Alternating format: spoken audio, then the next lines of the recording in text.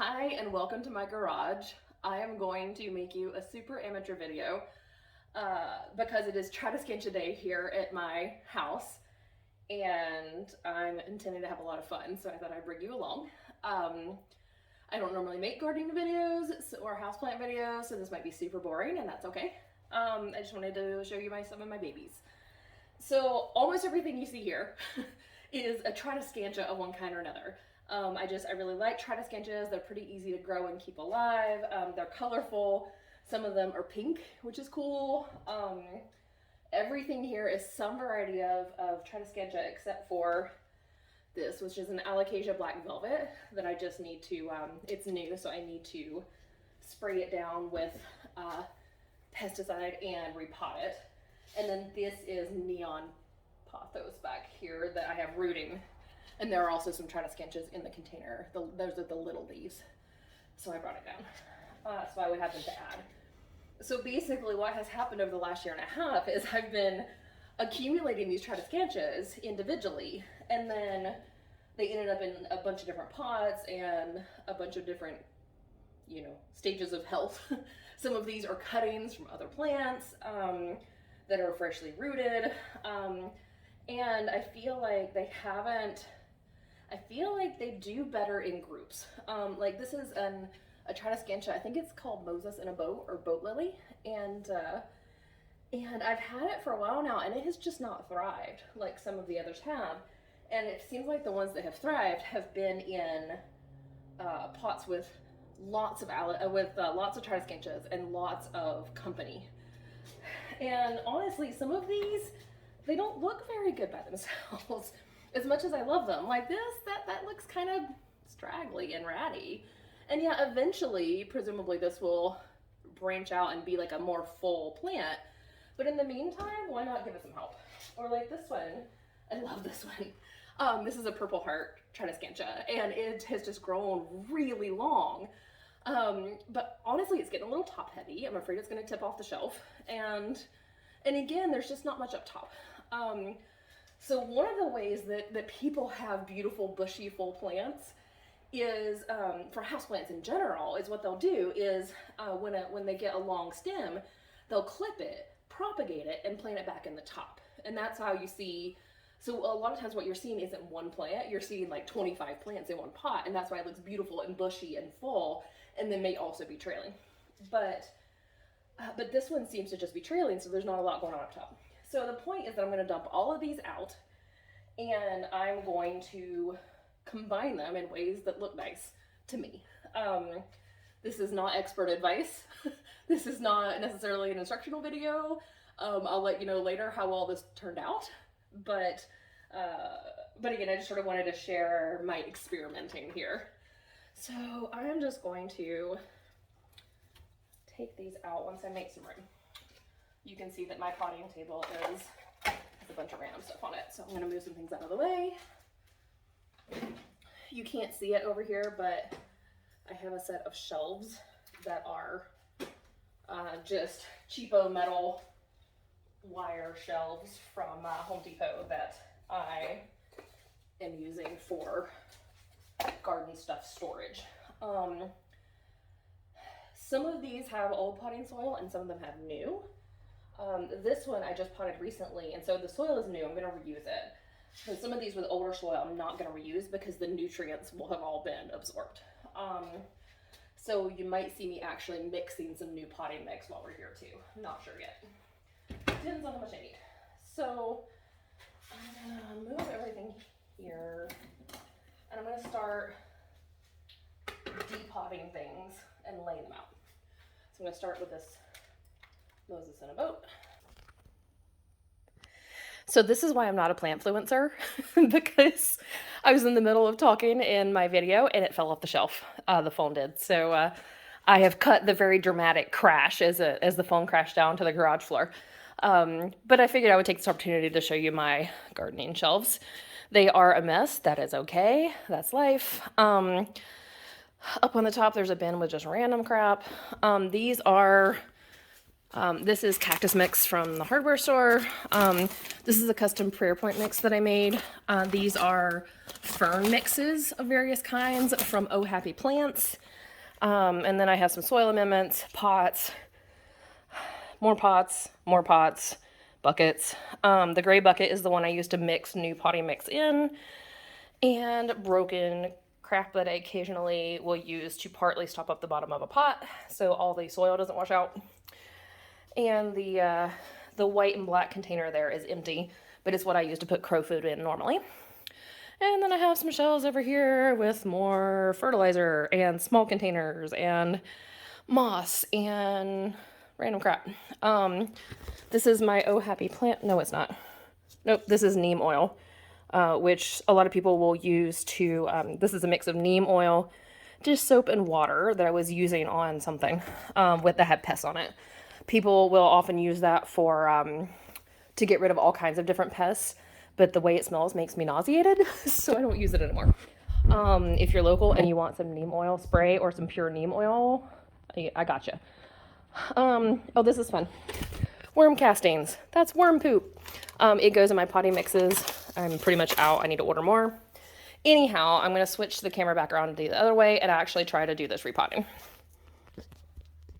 Let's see if I can get this balanced in a way where it's not going to fall off this time.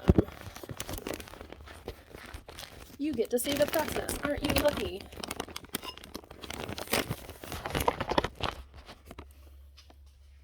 Well, I think you're mostly going to see my back, but close enough. So, I was taking my, yeah, that's not going to work. Hang on.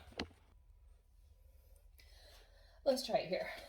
And this is why I don't normally do video content unless I'm sitting at my desk just talking into the camera, because I don't like it and it's hard. But this is special and I wanted to share it with you. So this is my boat lily Tradescantia. I am gently cleaning soil off the roots of these. And also just checking to make sure there's nothing binding the roots. Sometimes you'll find that plants from plant centers and hardware stores, anywhere that you're getting your plants, sometimes they have things that are binding the roots because it helps the growers in some form, and they just don't bother to take it out. I think better growers don't do that, but you do want to check when you get new plants. Sometimes they'll have like little netting things that will end up binding. This one's fine, but they'll end up binding the roots, and then the plant dies because it can't grow. So I'm just taking everything and carefully unpotting it. I'm going to save the tags just in case.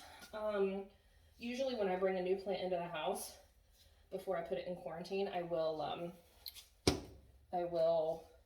photograph the tag and any price label or anything else that's on it, just so that I have it for reference. So I'm just scooping out the dirt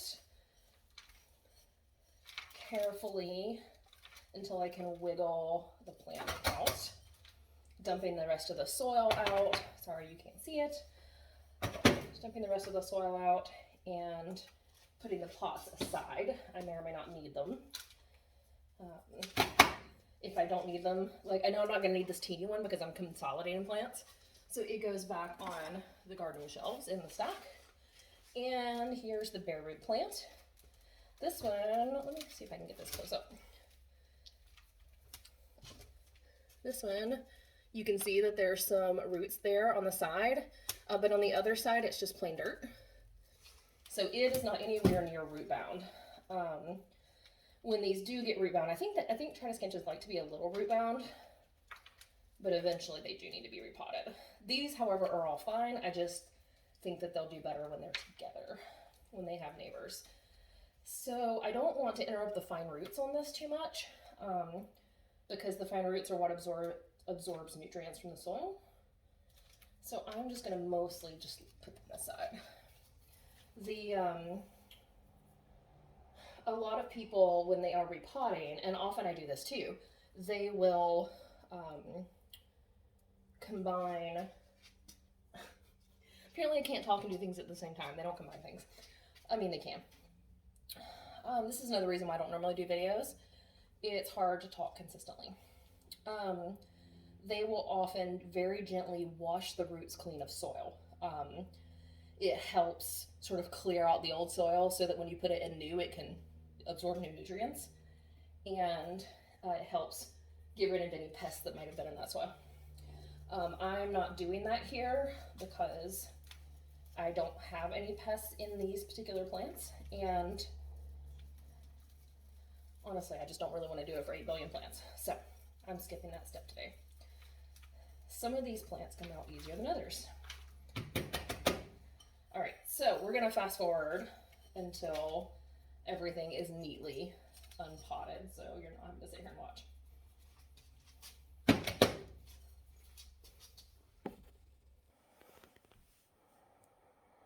All right, so here's everything now that it's out of its pot, all the different pots. So here's what we've got to work with. You'll see that there's one still in the pot. That's because I just potted those. Those are propagations from other plants that you see here. And so there's no point in depotting them and repotting them when I just potted them. So what I did was I just dug out all the free area here so I can put other things in there. And all these bits and pieces of purple and green, these are all the Tradescantias that were in those pots. So let's see.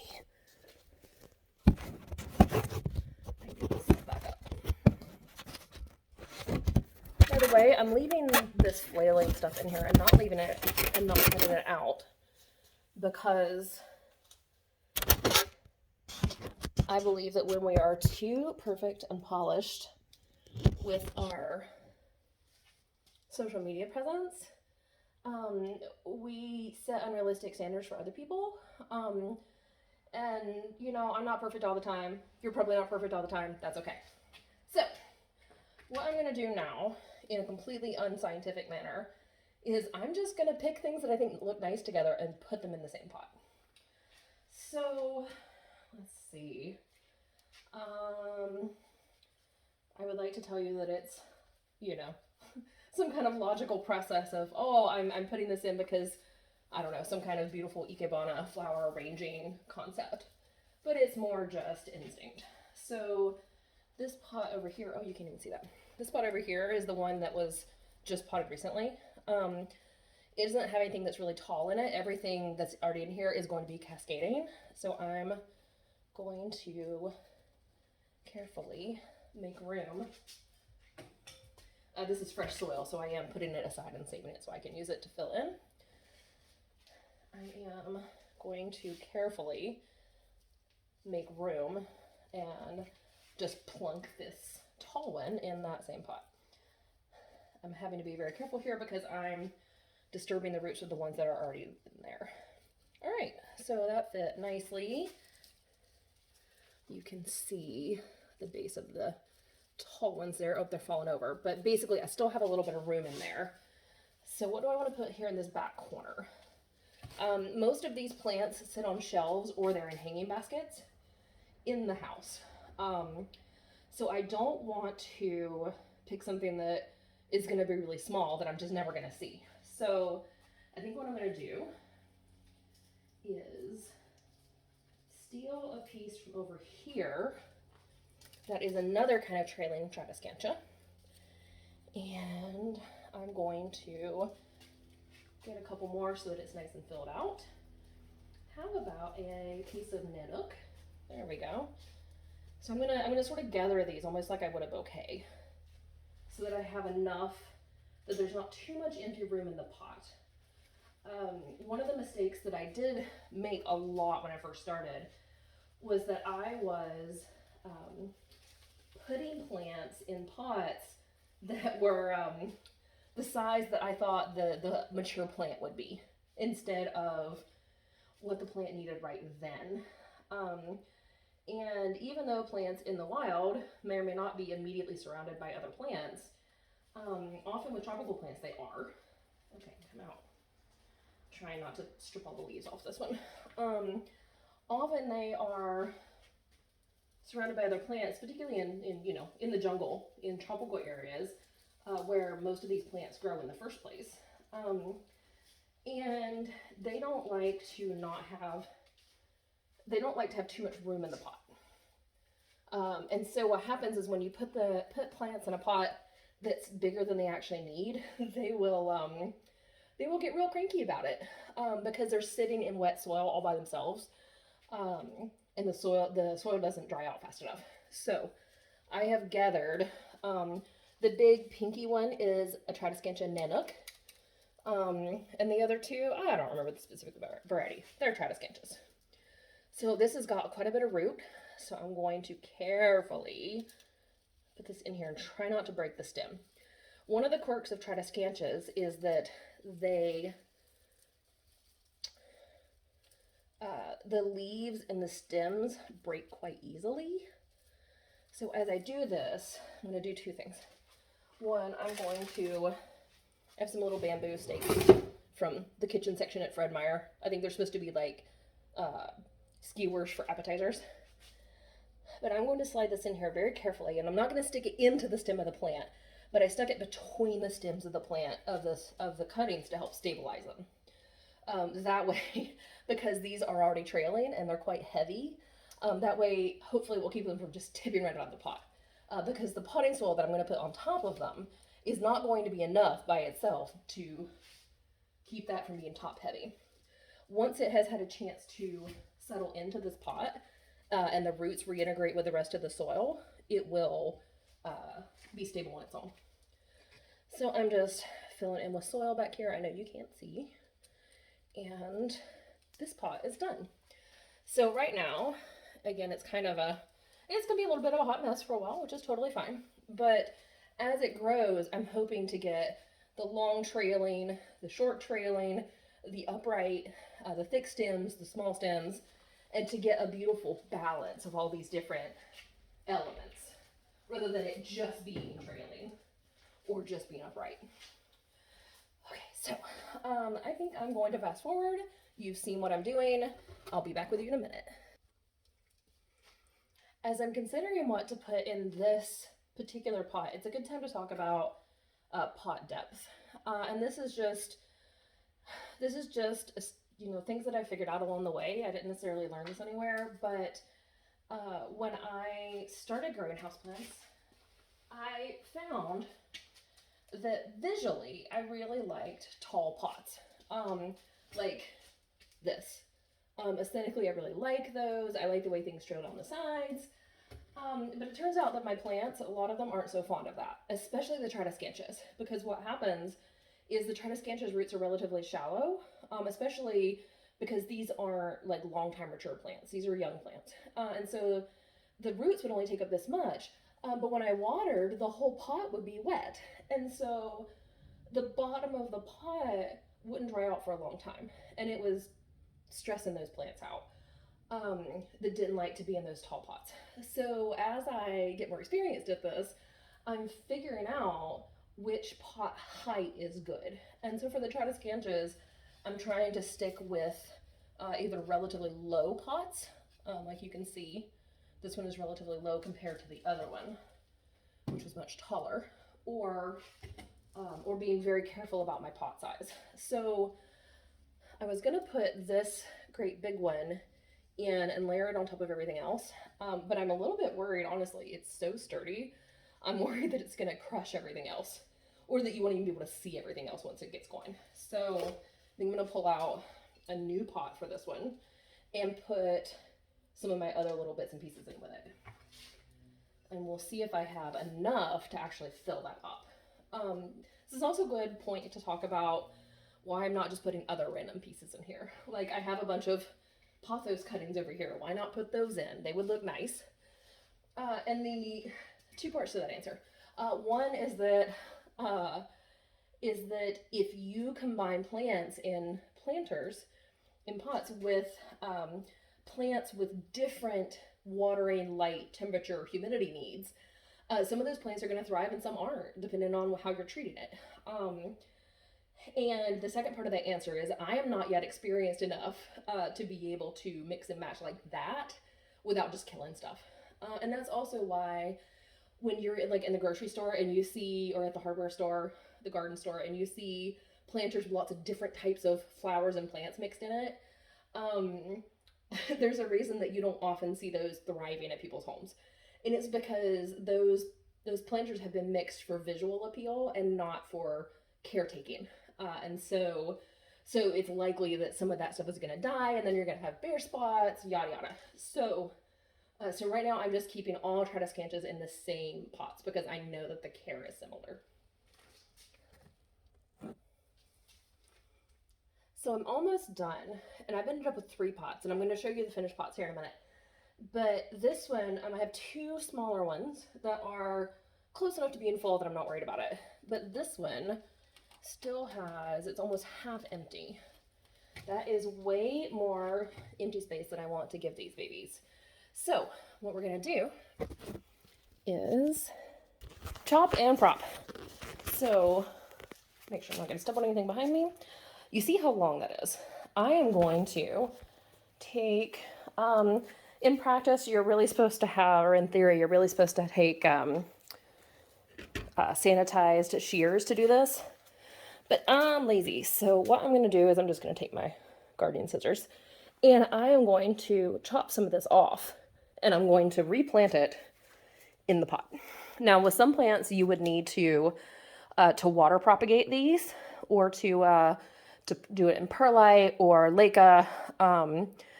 And usually I will water prop my Tradescantias because it is a more reliable, for me, method of propagating. But with these, because I really want to have this finished today and I don't want there to be empty potting soil sitting there, what I'm going to do is cut these and then just tuck them right back into the soil. And as long as I keep that soil a little bit damp for a few weeks, these Tradescantias, they root very easily, so they will just grow roots right from the nodes. The nodes are these points right here, and they will just grow and help fill out the planter. So I'm going to do that, and I'll be right back. All right, here we are again. So you can see that this soil looks different. That's because it's brand new. I had to make some more to finish filling in this pot. So that is the new potting soil, and I didn't show it to you because it's not a very interesting process. But my potting mix for general tropical houseplants is Miracle-Gro potting soil, just the standard stuff you get from the hardware store, orchid bark of various grades, various sizes. This stuff is gigantic, so I don't put very much in, but I also put in some fine when I have it on hand, very small pieces, horticultural sand, horticultural charcoal. There's more orchid bark in a different size. Worm castings, which I showed you earlier, I finished off that bag and threw the bag away. Sometimes I'll add a little bit of succulent mix. I didn't today because I'm using bare hands today, and I don't like using the cactus mix with bare hands because it gives me splinters. I also put some perlite in. That's this white stuff. When you see that white stuff in your houseplants, I used to think it was styrofoam and I would get rid of it. I would like pick it out because I thought it was like a cheap, useless additive. But it actually helps the soil drain and stay light and fluffy. So perlite in your potting soil is a good thing. And I also added, I threw the bag away, but I also added some peat moss.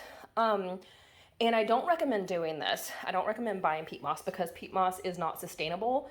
It comes from peat bogs and it takes a couple thousand years to regrow. So I don't buy it, but some came with the house, and so I'm using what was in the garage when I got here. What I do recommend using instead is cocoa coir. I added a little bit of that as well.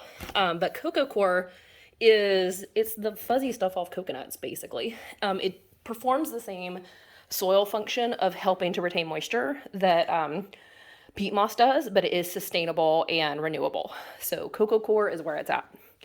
So you can see I cut some length, cut a couple strands off of the longest pieces, and cut them into small pieces because that's what propagating is about. And I stripped off the lower leaves here so that the leaves don't sit down in the soil and get rotted. So I basically have a bunch of small pieces, and I am going to take them and just plunk them in the soil. You could put rooting hormone on these if you wanted, but I'm being lazy because my rooting hormone is upstairs. So I'm just literally just poking these in the soil. And to do this, you need on a a piece, a cutting, you need at least one leaf and at least a couple of nodes. On Tradescantias, the nodes are those white pieces. And there were leaves attached to these, and I just gently stripped those off. Because again, you don't need a ton of leaves and they will just get in the way. So I'm just poking these in. It's a very unscientific process, just wherever I feel like.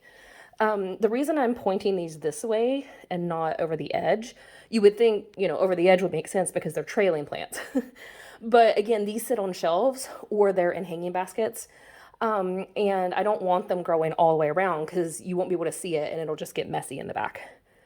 So what I want these to do is to grow over and cascade down the front with everything else.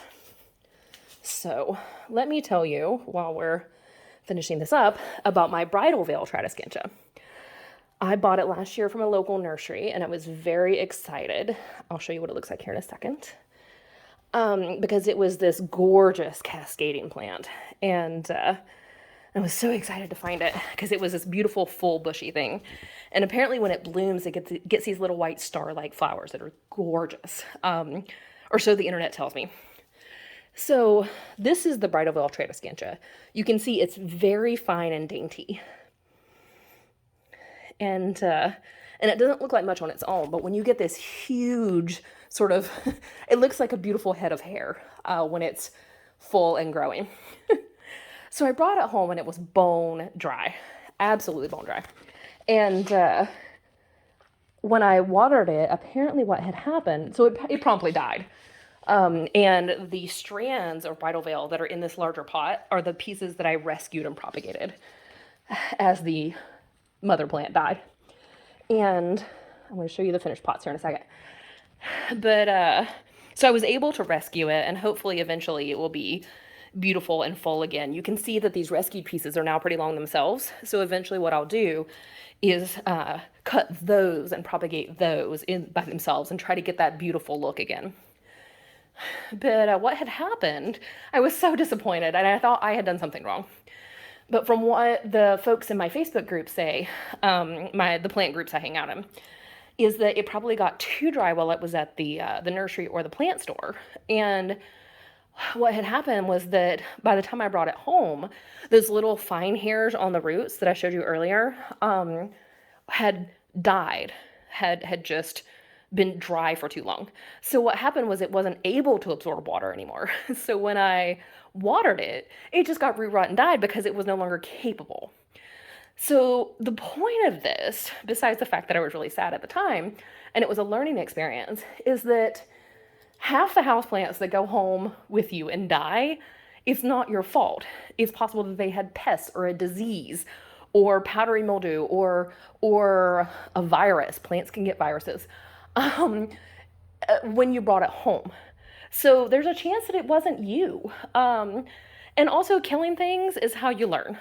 So, it's entirely possible, if I don't take proper care of these now, that they'll just die. And that's okay, because there's more at the nursery. Killing plants is how you learn to keep plants alive. Out of these, these Tradescantias, I don't know, there's at least 10 varieties in here. But I've killed a couple more. So, experiment, buy cheap ones, figure out how it works, learn, and, eventually you'll start keeping them alive. So here are the finished pots. This is the one you've been staring at for a while. This has got the big trailing ones, or the long ones. This is pot number 2. This is the little boat lily that's just the upright one. This is a pinstripe, and several types of trailing there. That was the one that was so big and top heavy on its own. So now it has things to balance it out. And the third one has my pink nanook. It has that upright one that was kind of gangly and weird on its own.